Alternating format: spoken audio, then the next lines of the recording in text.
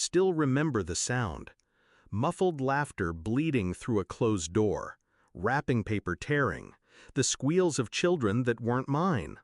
I was standing in the hallway of my parents' house that Christmas Eve, coat still on, my son's mitten in my hand. We'd driven 2 hours in the snow after they'd finally invited us. Just for dessert, there's not enough room for dinner. When I reached for the doorknob to the living room, my mother's voice cut through. "Don't open it, honey. They're doing their gifts now. We'll bring you in when they're done." Behind that door, my sister's kids were opening presents, the ones I'd seen stacked under the tree when we'd walked in. My children sat on the cold hallway floor, quiet, waiting. I stayed silent too. It wasn't always like this. Before the divorce, before I was a burden, my family loved my kids. My ex-husband was their golden boy, wealthy, charming. He knew exactly how to buy their approval. Dinners, vacations, extravagant Christmas gifts.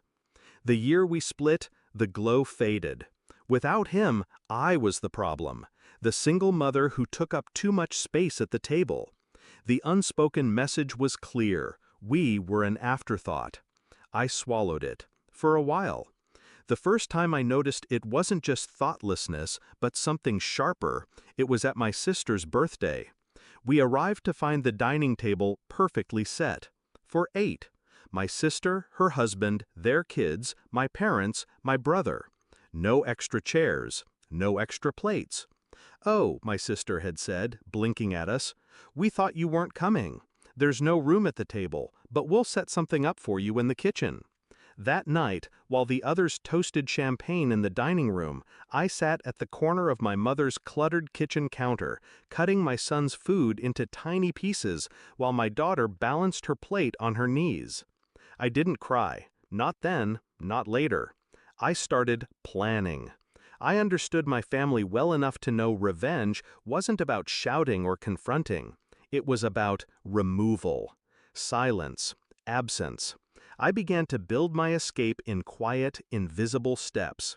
I picked up extra shifts, sold the jewelry my ex gave me, cut every expense that wasn't essential. By spring, I had a savings account they didn't know existed. By summer, I had a realtor. In October, I signed the papers for a house I'd been dreaming about since I was 19.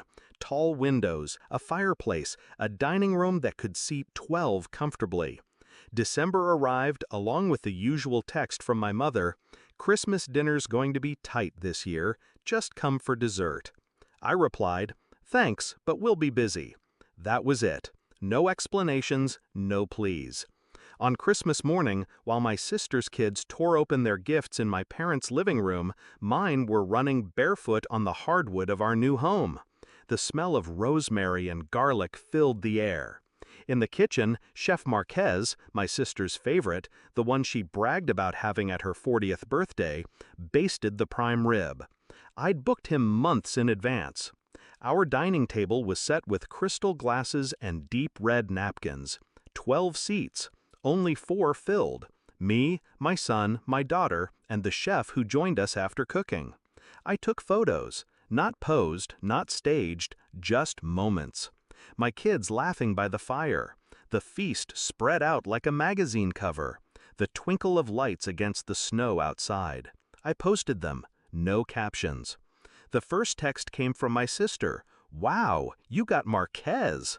Then from my mother: "Why didn't you tell us you moved?" By evening, the tone shifted. "You could have invited us. We would have made it work. It's Christmas, for God's sake." I didn't answer. The call started the next morning, my mother first, voice sharp, pretending to be hurt. "We didn't know you had a new place. The least you could have done is told us. The kids would have loved to see you." I let the silence stretch until she started to fill it with excuses. "It wasn't that we didn't want you here, it's just your sister's family, the space." "That's okay," I said, calm, measured. "Now I have my own space." Here's the thing about people who treat you like you're temporary: they expect you to keep knocking. They never expect you to build your own door and lock it. That day, I stopped knocking. My sister called later. No greetings, Just, posting those pictures was petty. Petty, I repeated, like seating my kids in the kitchen or telling us there's no room every year? That's not the same. You're right, I said. Mine was prettier. By New Year's, the family group chat was quiet. No invites, no updates. It's August now, and it's still quiet, and I like it that way. Sometimes I think back to that hallway, to the sound of other children opening gifts while mine sat waiting. I wonder if they remember it the way I do.